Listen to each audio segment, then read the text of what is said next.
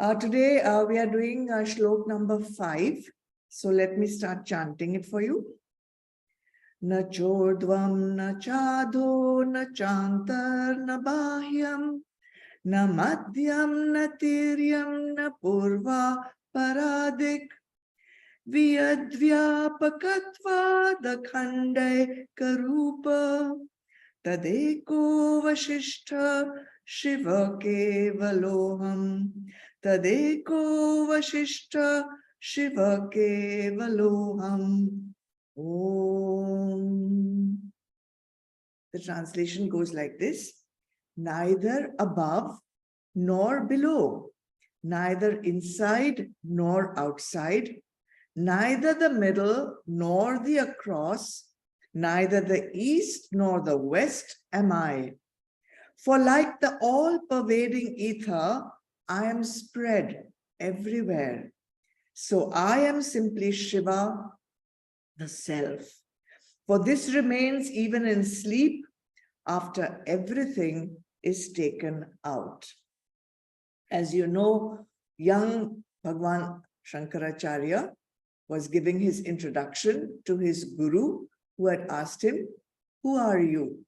And Bhagwan answers in the highest Advait philosophy by giving the neti-neti technique. I am not this, I am not that, and whatever remains is what my true nature is. So because we have forgotten since many, many lifetimes that our true nature is actually Atma, we have mistaken ourselves to be limited human beings. And limited human beings will have limited resources, limited energy, limited strength, limited abilities, and also a limited form. So the form that we see ourselves in is restricted to, let's say, 5 feet or 6 feet in height. That is how we see ourselves. We say our form is limited to, I don't know, 24 inches of waist or 35 or even 45 inches of waist. Or we can say I'm limited to 50 kilos of weight or 60 kilos of weight or 70 kilos of weight.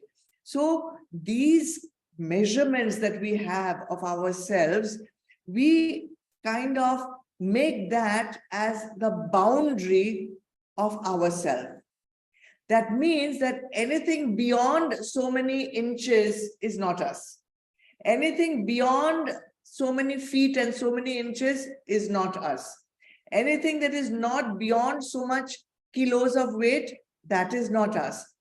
Our concept of who we are is limited by height, weight, width, and we have numbers to denote who we are.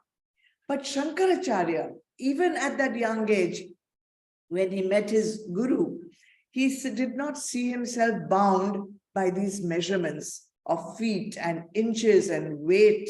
He did not see himself as a body at all, because through direct experience, he had already realized who he was, what is his self, and he saw himself as Atma, not as a physical body. Now, Atma is all-pervasive, sarva vyapak we say. And so there is no place, there is no space where Atma cannot exist or does not exist. So sometimes we have strange notions. We say Atma is in our heart, and I don't know, we make some funny shape with our hands that this is who we are, our heart. So Atma is not limited to that small little cage or space that we call the biological heart. Atma is not limited to then the outline of our body, which is our skeletal system, which supports this body. No, this also is not where the Atma is limited. Then is it up to the, the sack of skin which we wear? No, Atma is not limited to that boundary of the skin sack, with basically that we wear on the body. Atma is not even limited to the shape of the murti of Bhagwan. Atma is not limited even to the mandir that in which we worship Bhagwan. So all these are limited concepts, notions that we have of where we can find Atma or where Atma actually is. So when one identifies with direct experience, the I, that indeed is Atma, Bhagwan in this shloka tells us there can be nothing above or below me. Why? Because I am everywhere. That is not me. And there cannot be I cannot be that I am not inside, I am not outside, because there is no space that we can call inside and outside. All space is pervaded by Atma.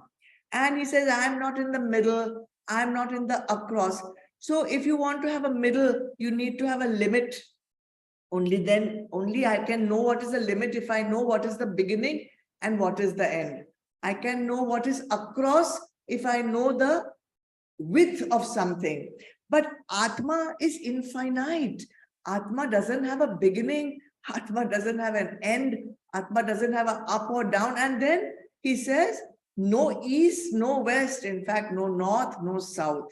Because all pervasive, everywhere, wherever in the entire universe you can imagine, Atma is present. Atma just fills the entire expanse of the universe. So just like, there are walls, you can see walls around me. These walls limit space. But if these walls were not there, space would simply spread out. It would cover every place that is not constrained by walls. Even in deep sleep, Bhagwan says, in deep sleep, that nothing remains. No objects, no vishayas, no persons, no situations, nothing remains except that awareness of the divine. And in the same way, when all these boundaries, all the measurements, all the directions, all the walls created by our mind, which we attribute, which are actually of the BMI, of the body, mind, intellect, when all these boundaries have been removed, then, like Bhagwan Shankaracharya, we will also be able to see our true nature as Atma, right? So what will be that true nature? Bhagwan clearly says in every single shloka at the end, he says, Shiva Kevaloham. Shiva Kevaloham. I'm simply Shiva, means I am that auspicious one. And this becomes self-evident by itself. Once the impurities, mal and vikshep and avaran is removed from our antakaran, that Shiva Kevaloham, that auspicious one, the only one, the supreme one, who we truly are, becomes self-evident. And that is what this wonderful shlok number 5 is trying to explain to us. Don't be limited by your false impressions of height, weight, etc., etc. Realize who you truly are. Next Thursday, we'll do shlok number 6.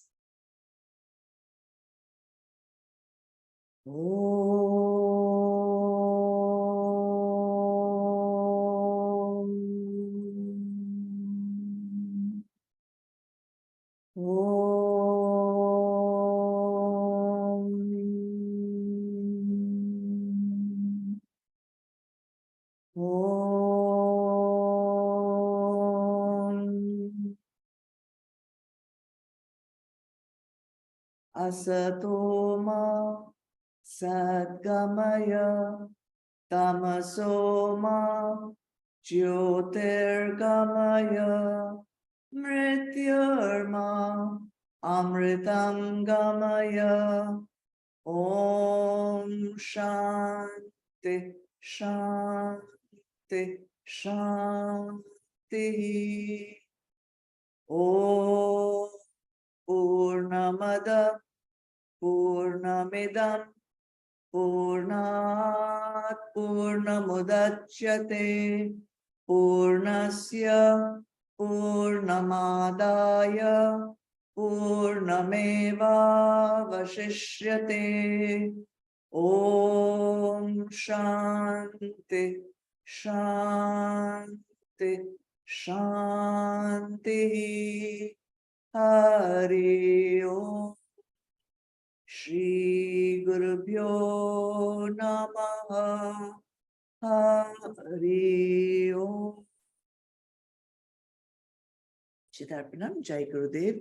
Thank you everyone for joining. Happy birthday once again to Simi. God bless you. Thank you, Zoom team. Thank you, Bindu, for chanting. See you all tomorrow.